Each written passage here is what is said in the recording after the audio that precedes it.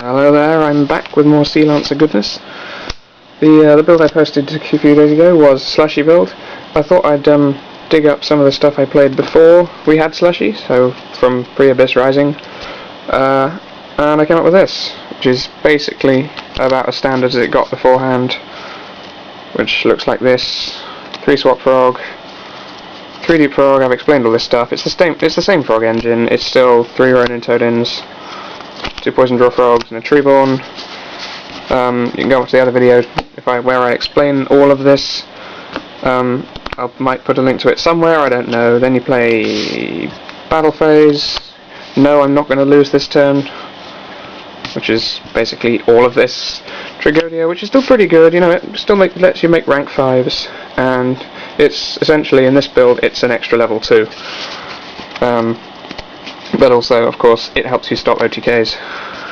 And Fader and Gauze are still good. I'm not going into this much, because I want to get through it quickly to the interesting bit. I played 2 Grizzly again, because it's an extra 2 copies of Sea Lancer, such as Swap Frog. Still 3 copies of Sea Lancer, because it's still amazing, and it's just... Oh, you resolve this effect, I win. Oh yeah, I still played 2 Light and Darkness Dragon in this build, because the card was still good.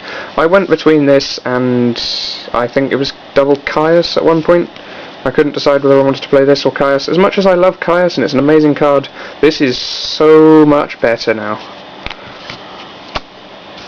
And finally, playset of Guaiba. This is an unusual tech that I didn't expect to work. I thought, what can I use to fill in the last 3 spaces of this deck? I thought, what the hell, I'll throw Guaibas in there, because at that point it was all Insectors everywhere and Wind-Ups everywhere, and they didn't like it if you made a Dulker. So I thought, yeah, I'll throw them in here. I didn't realise at this point just how much synergy this card actually has with the deck.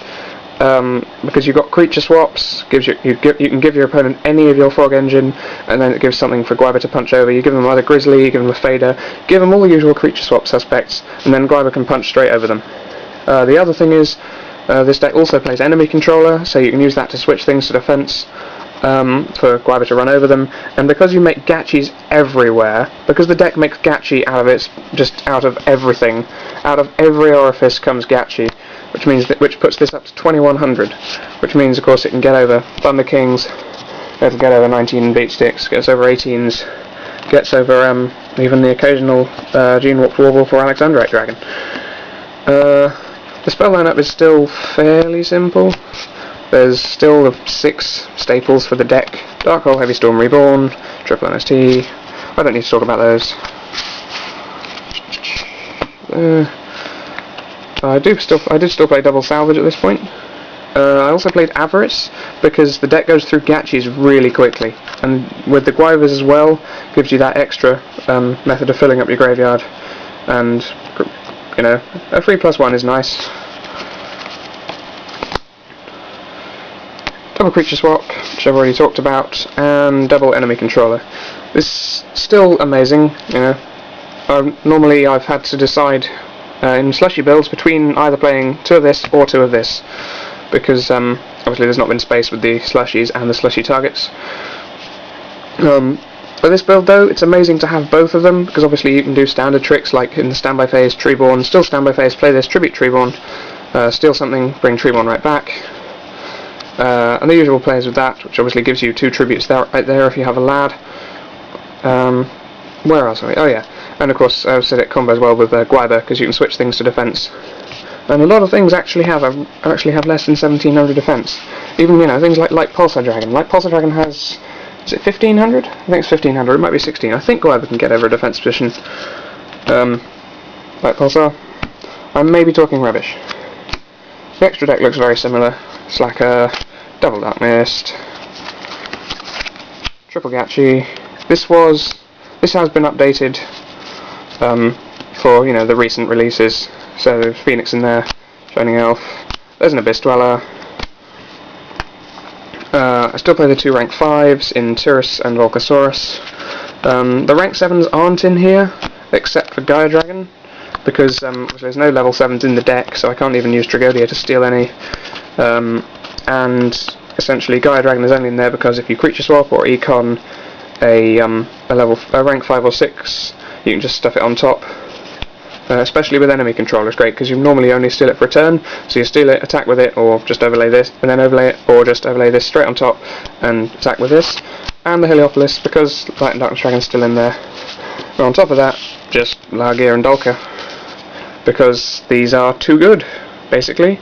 Dolka is incredible. Even now, you know, with Mermails being one of the most played decks, Mermails really do struggle to get past this without, you know, going all out and using all of their resources.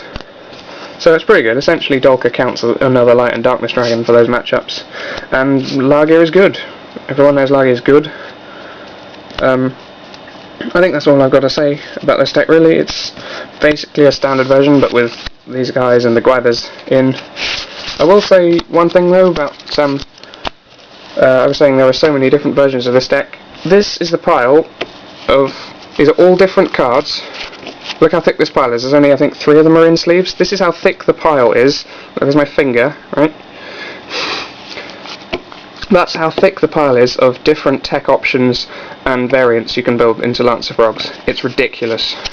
I mean, this is things that I've tried, things that other people have tried, things that other people have tried and I've been told about, things that I've found on Pojo and on TCG Player that people have been playing.